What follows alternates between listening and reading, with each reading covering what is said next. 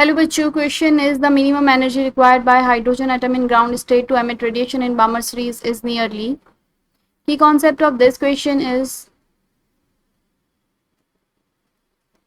hydrogen spectrum.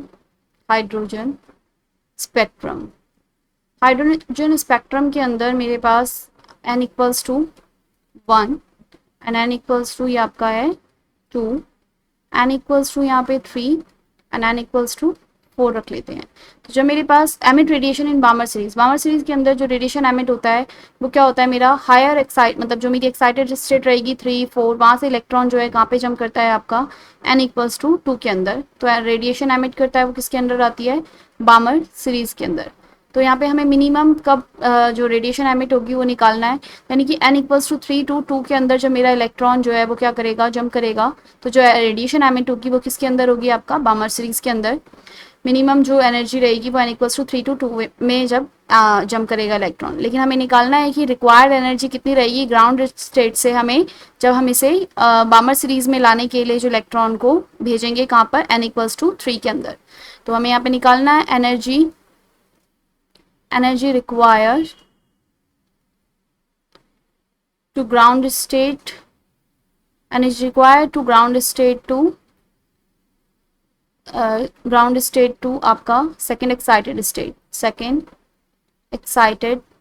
State of hydrogen atom. Electron को हमें jump करवाना है ground state is equal to n equals to 1 हमारा ground state रहता है, n इक्वल्स टू 2 जो रहता है वो रहता है हमारा first excited state and n equals to 3 जो रहता है वो क्या रहता है हमारा सेकेंड एक्साइटेड स्टेट। तो इलेक्ट्रॉन को सेकेंड एक्साइटेड स्टेट में भेजना है ताकि वो ग्राउंड आपका n इक्वल्स टू 2 में आके बामर सीरीज के अंदर जो है रेडिएशन एमिट करेगा। तो यहाँ पर मिनिमम मुझे एनर्जी बताना है कितनी रहेगी। तो एनर्जी का फॉर्मूला रहता है E इज इक्वल टू में 13.6 Z square 1/n1 square minus n2 square electron volt में। ये आंसर आता है आपका। एनर्जी इज इक्वल टू में 13.6, हाइड्रोजन के लिए Z की वैल्यू हमारा 1 रहेगी।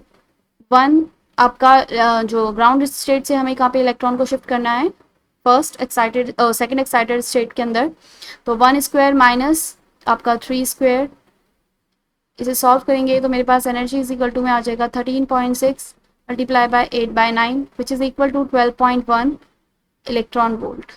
सो करेक्ट आंसर हमारा इसके लिए हो जाएगा कि मिनिमम एनर्जी जो रिक्वायर्ड रहेगी hydrogen atom in ground state to emit radiation in Balmer series, मतलब कि बामर सीरीज के अंदर जो है रेडिएशन एमिट हो पाए तो इसलिए मुझे इलेक्ट्रॉन को ग्राउंड स्टेट से कहाँ पे भेजना पड़ेगा, n इक्वल्स टू 3 के अंदर। तो ताकि मेरे पास 3 से जब इलेक्ट्रॉन 2 में जंप करे तो बामर सीरीज जो है वो एमिट करे। तो यहाँ पर मेरे पास जो आंसर रहेगा वो कितना रहेगा, 12.1 electron volt is the answer for this question. Hope you understand.